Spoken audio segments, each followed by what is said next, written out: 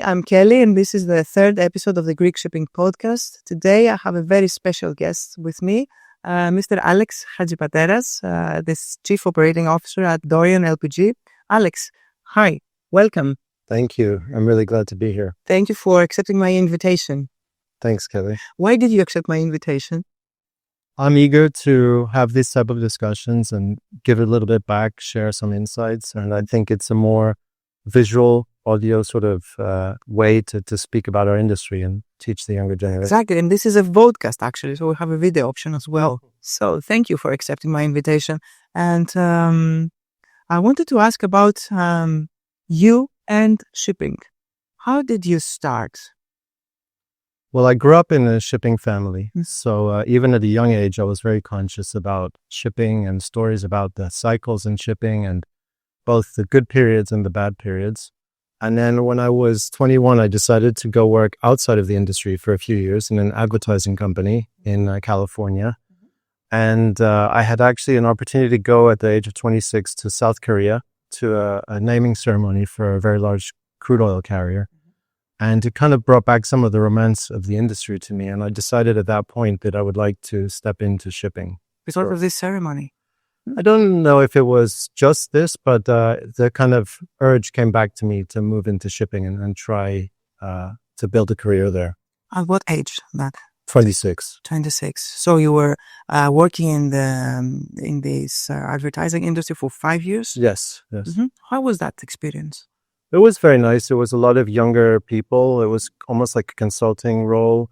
We were trying to get clients and help them with their digitalization plans, web design, mobile applications.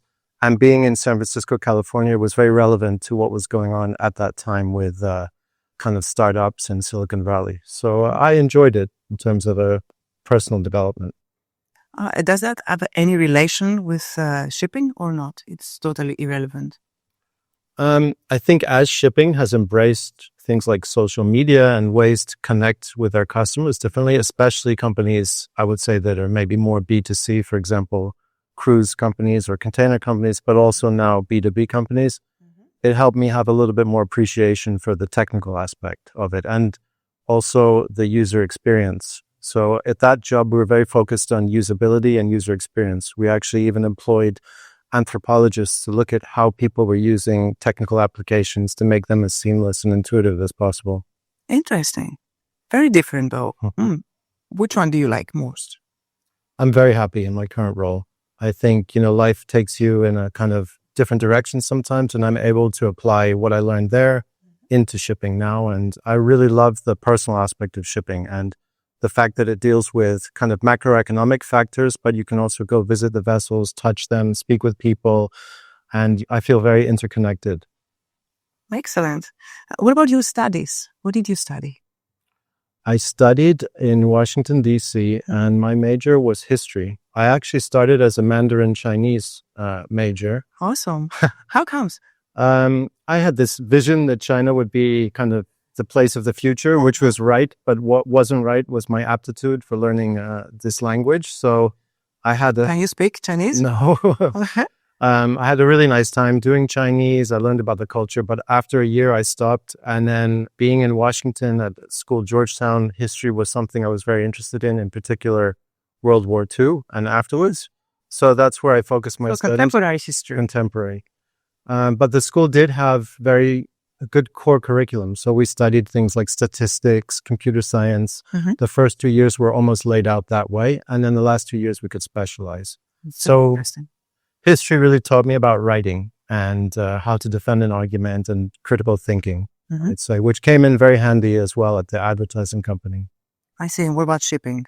Is that useful for shipping? Well, with shipping, it helped me in terms of dealing with customers, a little bit with vetting and how we respond to vetting questions.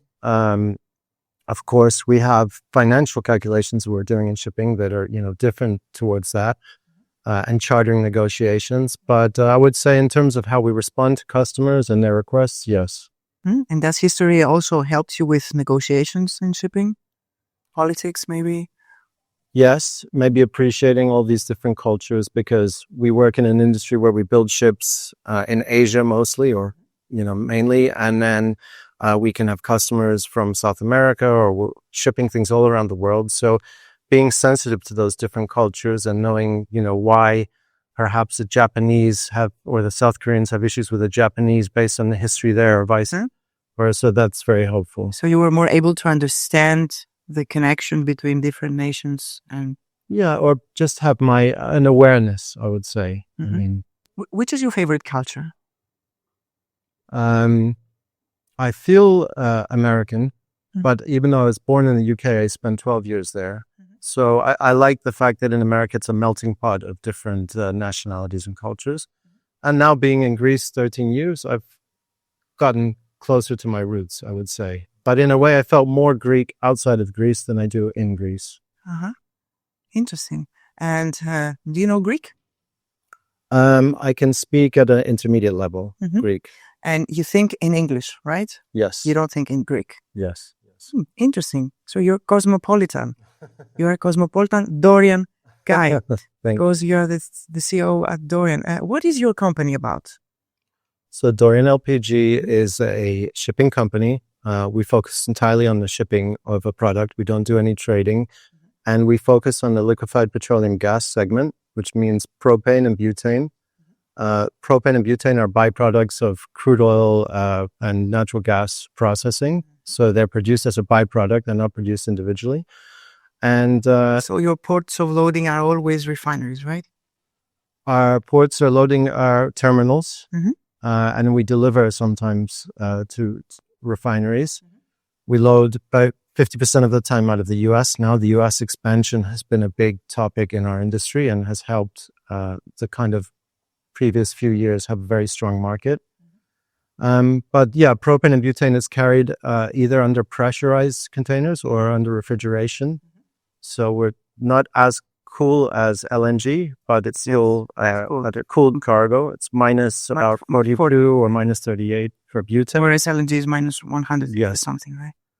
So each ship, the bigger ships that we manage, they have a reliquefaction plant on the mid deck, which is almost like it's running compressors all the time, and the cargo's circulating through and being sprayed back into the tanks. So it's a complicated ship, a specialized segment, but it's part of the clean energy transition, I would say. LPG is a cleaner fuel. Those vessels use their cargo for propulsion, right?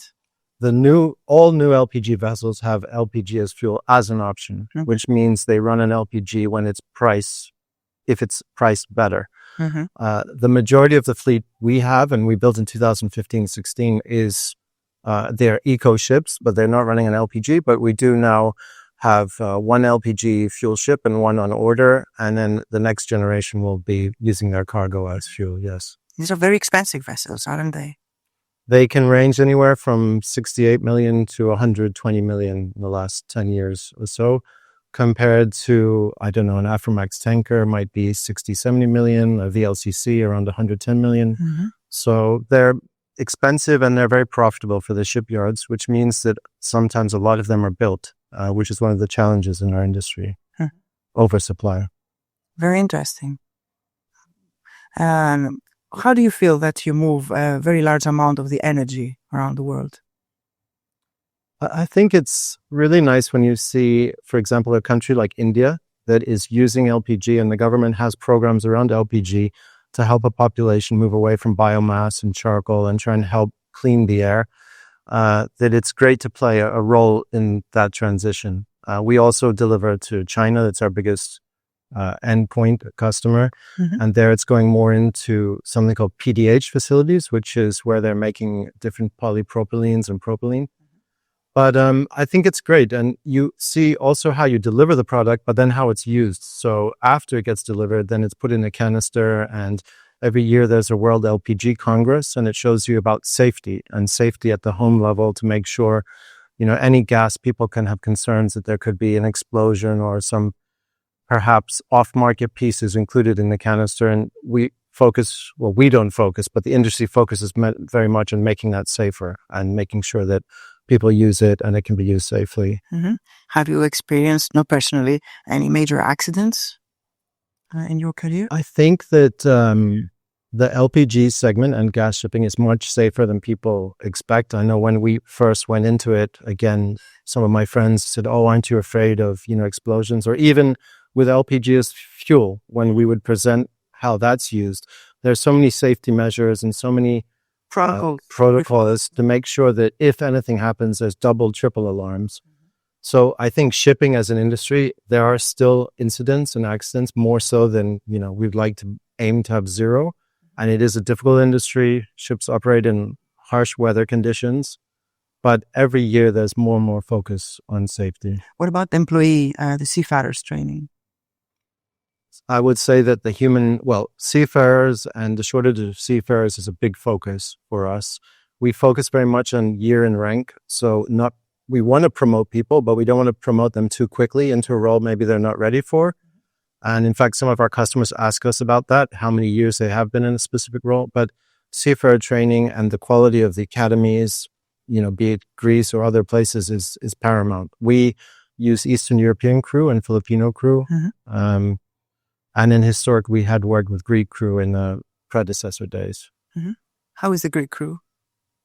How would you characterize the Greek seafarers? I would say the Greek seafarers were very decisive. I mean, these are cliches, but very good in urgent situations. Mm-hmm. It was prior to my time, so the most of the Greek crew I had worked with were already superintendents in the office, so they were port captains. And the other really good thing about Greek crew is they kept that personal connection. They could relate immediately to a seafarer and the life at sea. A lot of the newer professionals are very technically sound, but maybe they don't have the same sailing experience. And sometimes when we have seminars or we speak with our crew, that's a bridge that we have to overcome. The fact that, they're at sea, or during COVID, they were traveling around the world and we're back in an office trying to give guidance what's happening. But there is this kind of dynamic, a little bit like in a restaurant where you have the back kitchen and the front staff, Yeah. You want to make sure you don't have this animosity. All right. Thank you. I've noticed your company site, and I observed that there are a lot of vessels standing with a C. Their name starts with a C. Is there a story behind that? A reasoning? So other than the fact that it's very confusing for our purchasing department, we try to have a consistent naming pattern. So there is this sort of symmetry with every vessel, even the newest vessel starting with C.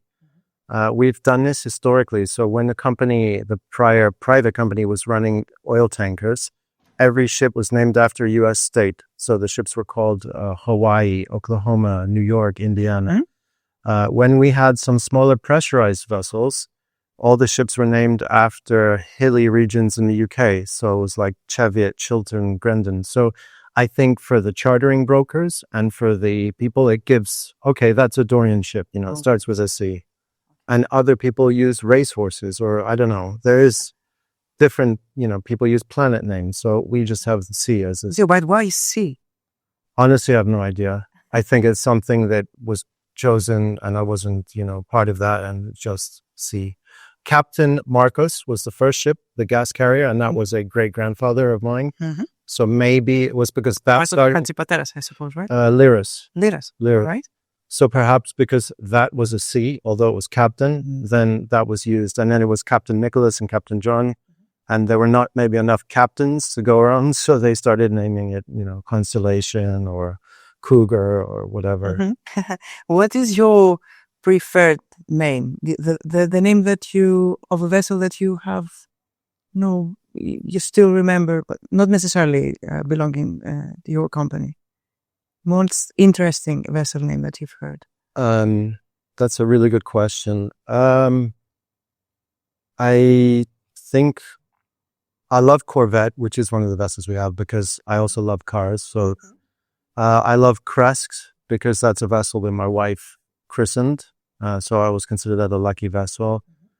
And then maybe other vessels that I've worked with. So one of my first jobs in shipping was doing some chartering on the Aframax side. So I was chartering a ship called the Oklahoma. Uh-huh. So because I did some fixtures with her, that was also, a name that I remember. Your favorite? Yeah. Okay. Why you like cars?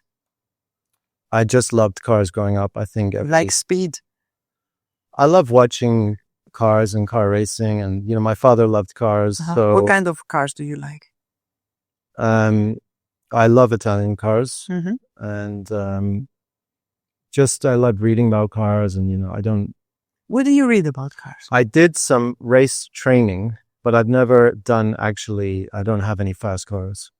But I went in Connecticut. They have a school called the Skip Barber Racing School where you race in Formula Ford cars, so very small cars. Mm-hmm. And that was fun. And you learn how to go on the corners and stuff like that. I've tried F2 in Dubai last year. Oh, wow. That's nice. And desert buggy cars. That's fun. That was really fun with the kids. My son loves motorbikes, so. Oh, that's dangerous. You like motorbikes? No, not as much. I respect them, but I You prefer four wheels. Why? Why you respect? Because they can be very dangerous.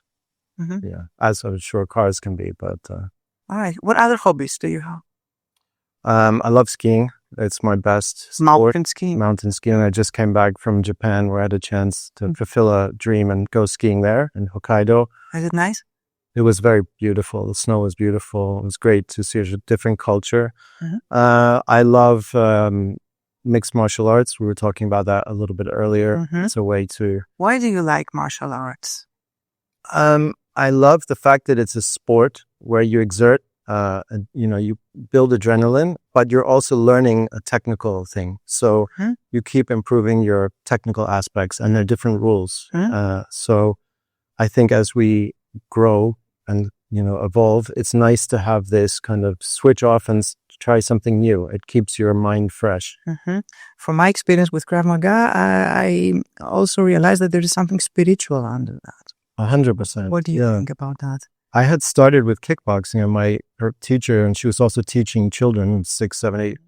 The respect you have, the way you bow at the end of a lesson and you thank the teacher, even the rules in terms of building up through the belts. I think it's a wonderful thing to teach respect and discipline. Discipline, yes, of course.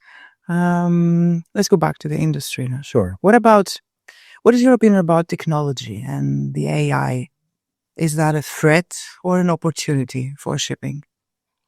I think it's a big opportunity. I think that many startups have raised financing around using AI. From a ship operations perspective, we're very focused on, maybe it goes back to the user experience that I talked about in the beginning. We want to work with companies that are testing new technologies, but for aspects that make sense for our business. So what does that mean? Sometimes we will meet with startups who will say, they promise the world that you can do this, different things, but for our daily jobs in terms of interacting with the vessels, it may not necessarily, we maybe don't want to instant message with the captain every, that's a basic example, 3 minutes, because we want to keep some situational awareness on the vessel. We want our captains to have an awareness of the environment while enhancing the way we communicate. So, I think that we're selective about picking the companies we work with and then growing with them and our business. To give a specific example, we work with a company in Denmark on sensors on board the vessels. Yes. So we have many, many sensors on the vessel. We collect a lot of data and analytics from there. But analyze those data? Mm-hmm. So you create information out of those data? We look at trends. Mm-hmm. We're always comparing the benchmarks to see where the baselines are, where some vessels are underperforming, overperforming. But we, on purpose, we started and we sort of did a step-up approach. We didn't put sensors everywhere in the beginning. We started to clean the data to make sure the data that we had was accurate because, all they say is, whatever comes in has to be clean so that you can make the right interpretation. Mm-hmm. So we worked very closely with a data scientist to review the data and make sure there are no outliers. Interesting. What is your favorite technology in shipping right now? I'd say that I really admire the move towards more automation and remote maintenance, meaning the way we can tackle more issues from the office. So many of the manufacturers now, they have like a window into the shipping ship. So to take the car example, almost like with a Formula One car where you can hook a laptop up to the car and make changes through that. Different providers now, they give you a window. We can see in the engine room, we can see the different temperatures, and we can try and tackle those problems from the office side. Not always, and that was very helpful during the COVID time when there was less travel. So I would say automation. And then Starlink has been a game changer in terms of allowing our ships and our crew to communicate more freely back with their families, and also for us to do like Teams calls with the vessels or do video calls and change the way we interface. Doesn't mean we don't visit and go and sail with the vessel, but it provides a closer link. Very interesting. Gives more options, hundreds 100%, of options. Yeah. What about the human element, though? Is this important still in shipping? Yes, I think the human element, now with like social media on board the vessels, we're very conscious of mental well-being as it relates to the human element. Well, to go back a little bit, human element for me means, of course, training, seafarers, the fact that with all these new technologies, you're going to have somebody on board the vessel who's usually going into the engine room, operating them. So we have some cargoes that can be dangerous. Maybe there'll be some fuels in the future like ammonia that are toxic. There's a human element aspect of that. There's a human element in terms of how we get seafarers to man the ships of the future, even if there's more automation. And then the human side of somebody sailing at sea has much more communication home, but their problems from their house maybe follow them to the vessel. Whereas if you rewind 30, 40 years, someone would go to sea, it would be a longer contract, but they leave the family life there, go to a job and return. Correct. And now maybe they have issues in their relationship or they're worried about their children and they're getting real-time beaming of this information, and that can be very challenging. So we're very sensitive to that part of the human aspect. What about female seafarers? Do you trust them? Do you have female seafarers? We have we have female seafarers today. We've made a big point of opening up doors as much as possible to make a supportive environment for all genders at sea. And we participated with the Global Maritime Forum in something called the All Aboard Alliance, which tries to provide a framework for female seafarers to go to sea and feel comfortable and be equal with everyone. So we did something. We were part of a pilot vessel program where we picked one vessel and we had 24/7 internet connection, and we recorded all the feedback and data from that vessel. And actually, all of the seafarers were asked specific questions. Where? In the bridge? I think not in the bridge. The seafarers were sent questions to their mobile phones. Okay. And they answered back to the person who was running this program. So if somebody was Anonymously, and then that data was collected. And some of the key elements were that there should always be a buddy system. So, not one female seafarer, 2, 3, 4. Actually, in that case, it was 4. With ranks, officers. So we have now officers, but also cadets. You want to have a cadet and an officer together for the mentorship there. So I think the requirement was to have... And what kind of nationalities? Turkish, believe it or not. We also had Croatian and Filipino female seafarers. Very interesting. And what about the results of this pilot study? The results were positive. I think some of the aspects were like focusing on having the right personal protective equipment that is suited both to a female body and a male body, having the proper separation in the laundry rooms, dealing with any issues around innuendo or things that stepped over the line, so training the crew. But I would say that many of our crew members, be a male or female, are excellent managers. And I've met captains who I think could be CEOs of companies, and they don't care. They're blind as to what nationality they are. They're just looking to operate the ship safely and, have people return home after their contract. All right. Very nice. I'm proud of that initiative. Tell me about the most interesting story on board that you've heard or experienced yourself. I think that, some great stories are like we have seafarers who they want to start a family. And at this time they were maybe sailing for longer contracts. So their wife goes on board and they try to build a family by, being on board together, or... it works. It did work, I think. We actually expanded the bed size because our Croatian seafarers were so tall that we needed longer beds. But other stories are there's ship rescues. So like outside of Florida, we've picked up different refugees from Cuba that have been trying to get to the United States. In Italy or in the European waters, we've picked up different people. So all of the merchant going ships play a role in helping, improve society, I think. Good. I have a question from a student of mine. Mm-hmm. Every time I have make a recording, I ask my students, tell me some questions about my next speaker, and I pick the one that I like most. So now I have a question from my student Ben. He's from Tennessee, United States. Any piracy cases in one of your vessels? That's a good question. For the last 5-6 years, we've had armed guards. And since we put armed guards aboard the vessel, we've had 0 cases. However, and keep in mind, very large gas carriers have a high freeboard, which means they're a little bit more difficult to scale. But we have had incidents where we've transited in the Gulf of Aden, and we've been followed by boats that potentially were, pirate boats. And we've had to do some evasive maneuvering or turn off the AIS. So we work very closely with our customers to share knowledge there, and we participate even prior to the armed guards. We have like security services. How many guards?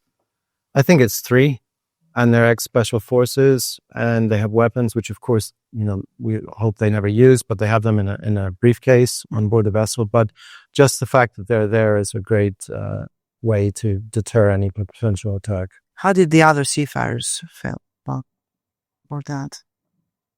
It was an education in the beginning, also because of rules of engagement. So you have a captain on board who's in command of the vessel, but then you're having some ex-paramilitary troops come on. So you have to be very clear on, how they will work, who is in charge, where they're standing. But I think with time, there was a good understanding between the two, and our crew felt safer. Again, it was a deterrent. Which shipping trend excites you the most right now? Is it technology? I think the trend the decarbonization. Yeah, it excites me, but I think it's like daunting is the decarbonization. Why? Because on a human level or, personal level, aside from shipping, it's so important for, I think, all of us and our children and grandchildren.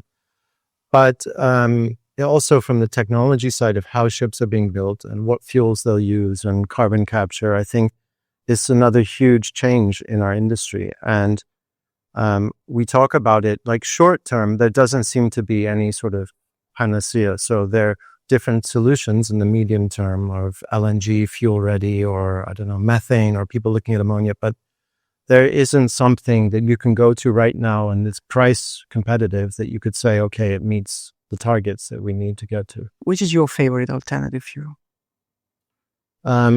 We believe in burning the fuels that we carry, so like LPG as a stepping stone.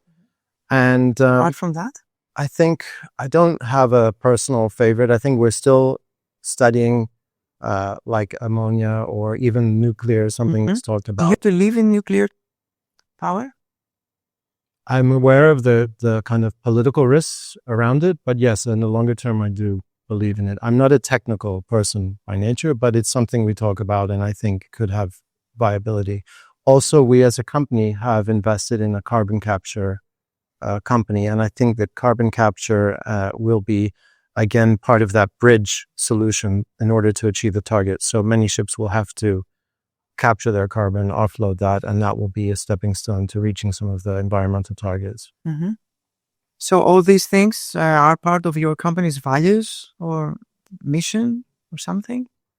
Our mission is to provide safe, reliable, trouble-free, and clean transportation services. So clean is something we added in because of decarbonization and to kind of add an emphasis to the world that we want to move into. So we're looking at decarbonization, of course, as part of the kind of goal for the company, but it has to make commercial sense in this, by which I mean we have to work with our customers to get there. So the shipyards are they respond to customer requirements, tend to be laggards, and they're 2 main engine manufacturers. So we're pushing towards having these cleaner fuels and more modern engines, but it also requires a customer like a Shell or Exxon to take a step towards there and support a ship owner to build the ship of the future.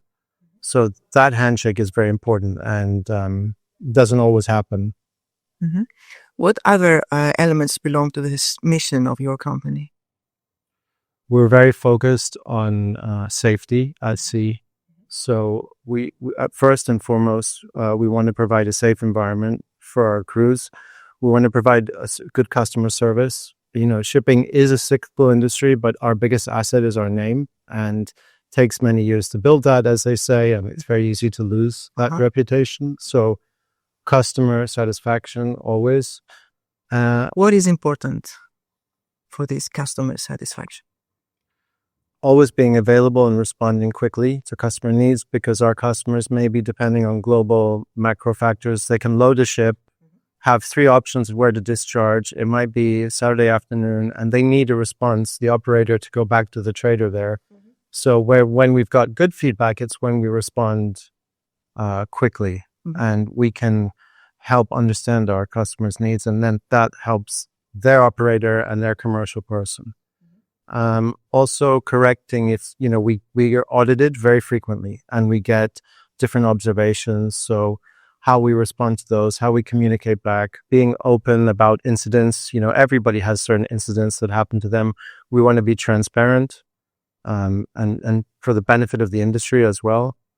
So I think responsiveness and transparency are very important. Do you visit vessels often? Not as much as I would like. In the beginning of my career, I was going often, very often, and sailing and going to all the dry dockings. Now I go a few times a year, but I would like to, it's a KPI for me to increase that, because it's very valuable. And I travel so much, but I really want to get on board the vessels. Why is it valuable?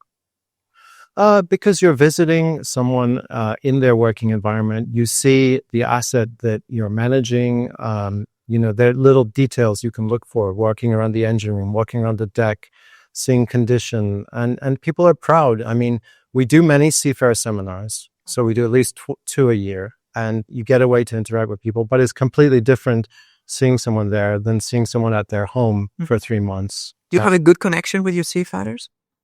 I think so. I'm always emphasizing the fact that we had relatives who went to sea. We respect, the challenges that they face at the sea. But I think, there's always a line, and I respect that line. So I can never put myself in their shoes. I can just try and empathize, but, I haven't sailed for 4 or 5 years. So I try and tell them that we're here as service providers to them to make their life as easy as possible until they return home. Thank you. Which is your favorite port?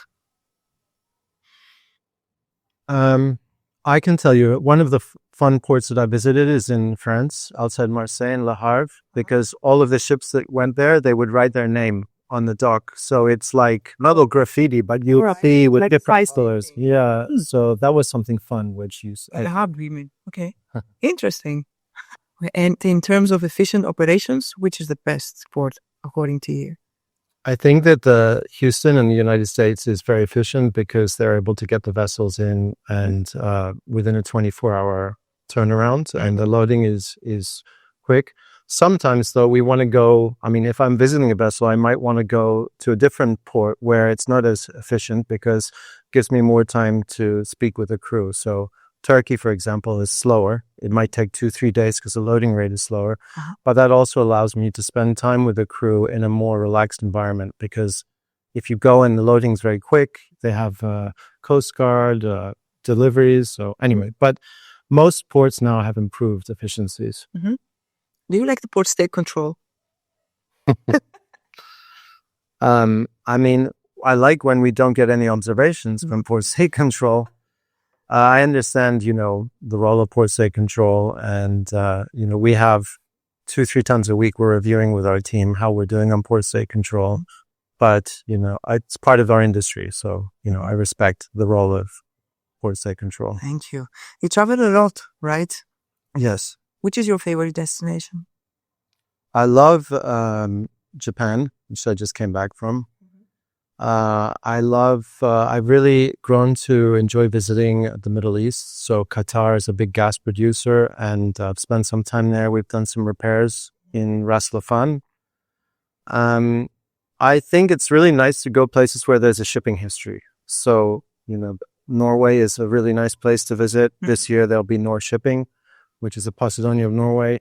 Because when you go there, people understand the industry. And even like in Norway, they understand the coastal side of shipping or the offshore segment as well very well.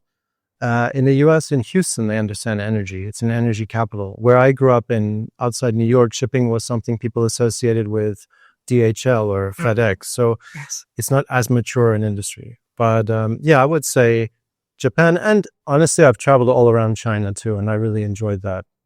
You like Asia, right? I like Asia, yes. Me too. Thank you. What's the best piece of advice that you've been given? When I moved into shipping, I remember my dad wrote me a letter, or even before I moved in, and he was saying about how the ships and the propellers are working 24 hours, 7 days a week. And to always remember that. So we go home sometimes, it's Christmas, New Year's, and somebody is working in a terminal, doing a job away from their family. So, you're like a doctor on call. You always have to be cognizant that the ships are there, and this job is, 24/7. Of course, sometimes there are quiet periods where you try and recharge your batteries, but you have to be sensitive to that aspect. And then another very good lesson I got was about the crises that have happened. So in the early 70s with the oil embargo, I remember stories of people walking here in Greece, ship to ship, because they were all laid up one next to the other. So to remember that, yes, you have great stories like Onassis or other key figures. But at the same time, there are many companies that had 100 ships and disappeared. And you have to be very, very careful about the cycles. It's a highly cyclical business, and you should always try and maintain your leverage at a medium, let's say, to low level, and then have a strong balance sheet. Do you think that the AI, artificial intelligence, could threaten jobs? People's jobs? I believe that there will be a reduction in the number of seafarers on board the vessels, and probably in the shipyards. In terms of how technology, we could look at the automotive industry and how so many things are done by robotics there. And I think there is a trend now with maritime robotics as well.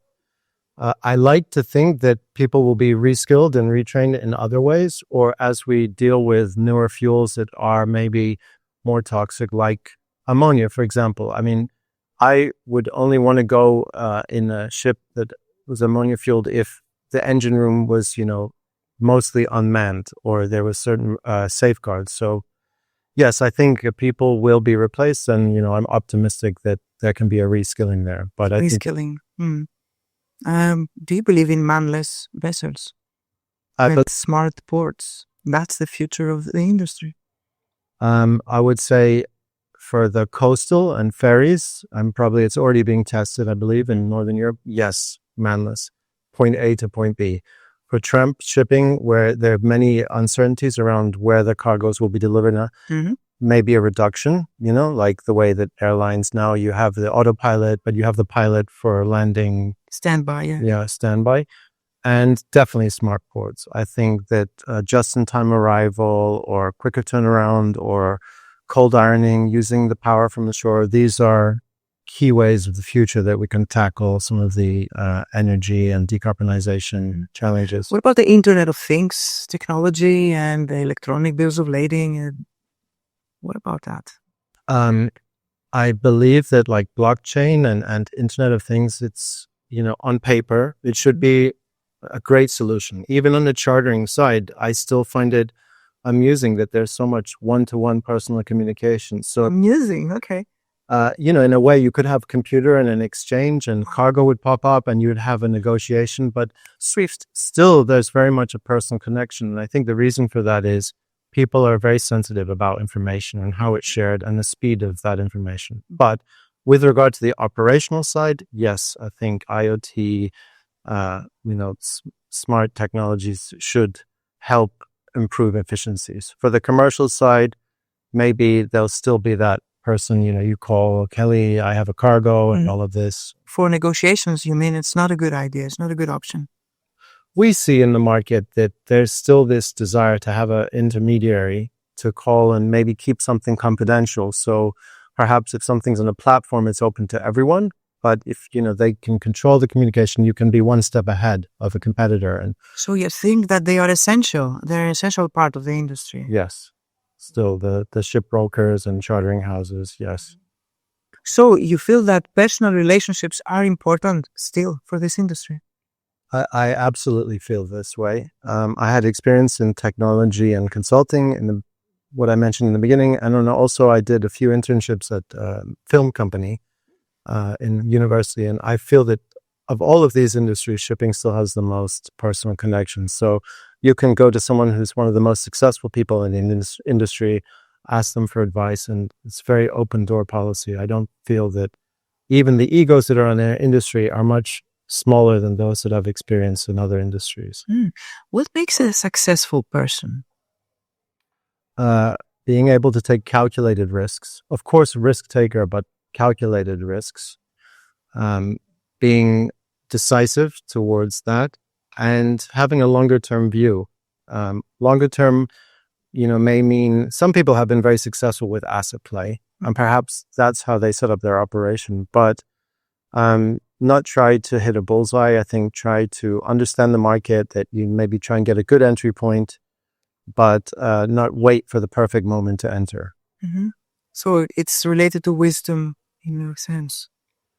It's respecting the cycles and, trying to have a low entry point, of course. It's very challenging when you buy a ship too expensively to recover that price. Mm-hmm. But you have to have a good operation in the meantime to try and capture or wait until the market turns. Usually the market will turn, but you have to be patient and have a strong stomach to wait. And I've seen that several times where To survive this. to survive. We've done restructurings, refinancing, and then you could say, oh, I give up. And then a year later, the market turns completely and people forget about the bad times. Mm-hmm. Which person do you admire? I respect my father, of course, in the industry, because he started at 18 years old. He started Dorian with, at such a young age. He went into tankers. Historically, our family had been in the dry bulk business. And I respect a lot of ship owners who give back to the community, who support students, all the ship owners in Greece who are working with the Greek flag and providing jobs. So I think one of the biggest misconceptions about ship owners is that they come to Greece and they don't pay taxes and they're all on their yachts smoking cigars. And in reality, there's a whole ecosystem here, and there's so many jobs around the industry that support it. So I think it's wonderful to live in a place where you can say, we're number one or, top two in terms of ship owning and ship management. Thank you for this answer. I feel right as well. You've studied history. So which is the historical figure that you would like to meet in person? I would like to meet, and perhaps it's not the most obvious answer, but one of my first jobs was spending 2 months in South Korea in Hyundai Heavy Industries in Ulsan. And I was always fascinated. They had a picture there of the founder of Hyundai Group on a huge propeller standing there with his helmet. And his history was fascinating. He was from North Korea, son of peasant farmers. He crossed the border and worked different odd jobs in construction and finally became a rice trader. So anyway, his name is Chairman Chung. That's how he's called. He built the Hyundai Construction Group and then subsequently built the Hyundai shipyard from scratch, taking 2 VLCC order from a Greek company called Sun Enterprises, the Livanos family. And I'm fascinated by that story. So you're fascinated by becoming stories, right? Becoming and someone, because not only did he build a company, but he helped shift the country of South Korea towards becoming a leader in shipbuilding. And that I really admire. Excellent. And last question from me, Alex, today. I want to give some advice to my students who will start in the near future in this industry. I think that relationships are really important. So it's really wonderful that they can learn from a not theoretical and technical side about the ships, about all different types of ships, but that they should network, try and be part of industry groups, take advantage of being here in Athens and look at. It is important that they live in Athens. I think so. I think there are many opportunities. I think through osmosis you can get access to Many employers, and try and look at the essence of shipping and go beyond sort of the headlines. So what it means, what the service provides. You were having a class earlier and talking about the role of container shipping, that someone can take one small product and ship it however many miles, on very easily, that they couldn't do before when it was just tramp shipping. Or look at how we protect the cargoes on board and we keep, with gas or oil, keep the ships safe and try and protect the environment. So to look at it holistically and then find which part of the business that they like. I always think it's good to start in operations, or if they're technical, they could go to the technical side. Why you say that? Because if you start in operations, assuming you want to go on the commercial side, you understand customer requirements. Because everybody is attracted by the commercial. Everyone loves the negotiation and maybe charter party or sale and purchase. But if you start with operations, you understand the customer, you understand how the cargoes are moved, bill of ladings or letters of credit. And those are all so applicable as you move up in your career. And you build knowledge. You build a lot of knowledge. You work closely with the crew, especially if you start in operations. You're working very closely with the captain and chief engineer. So, I think build your experience, network, keep abreast of the different changes. And, of course, there's a glamour to shipping, but also look behind the scenes. And, should they give emphasis? Do you give emphasis in degrees? We do, yes. We respect both experience at sea and degrees, but I think the degrees help us as we plan the strategy going forward. I mean, I come having a degree. We want people who have certain level of studies, so we look at each person individually. But yes, degrees I think are very important in terms of our customers. Thank you. Alex, thank you very much for this very interesting discussion. I enjoyed it a lot. I hope you enjoyed it as well. Thank you for joining us. Until next time, we love shipping.